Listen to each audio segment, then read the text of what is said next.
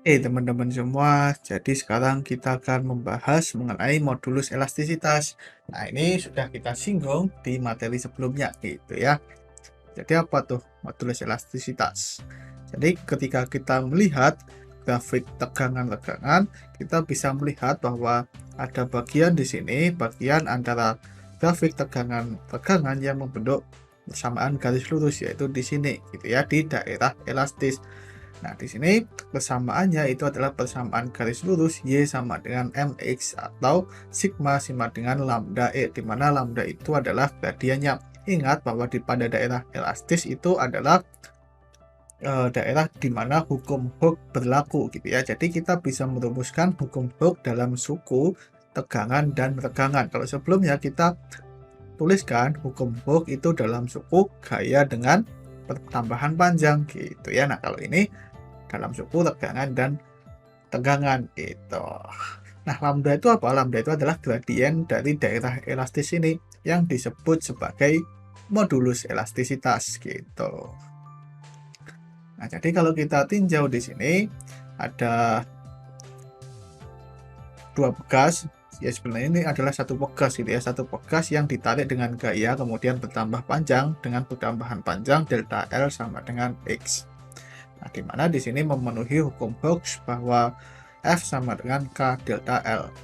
Nah, di sini kalau misalkan di sini ada sebuah balok yang kita tarik dengan gaya F, maka akan bertambah panjang delta L, di mana kita bisa menuliskan hukum Hooke diperumum yang dituliskan dalam suku tegangan dan tegangan, yaitu sigma sama dengan lambda epsilon gitu atau E.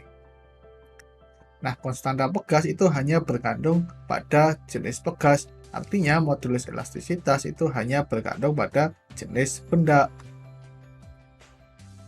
Nah, jadi kalau kita gambarkan grafik tegangan-tegangan pada daerah elastis seperti ini, Y sama dengan mx atau sigma sama dengan lambda epsilon. Nah, semakin besar modulus elastisitas, grafiknya itu akan semakin curam.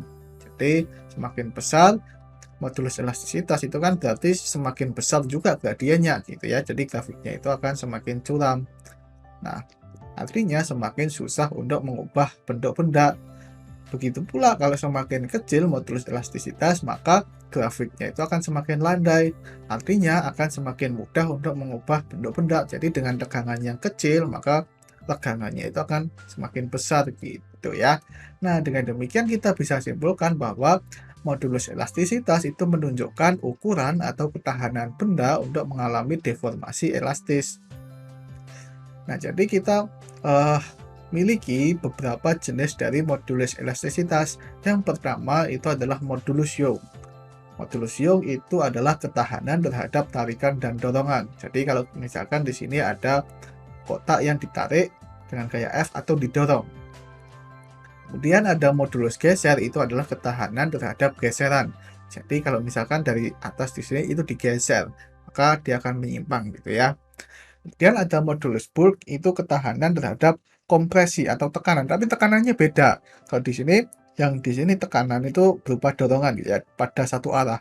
Nah, modulus bulk itu pada tekanan dari segala arah gitu.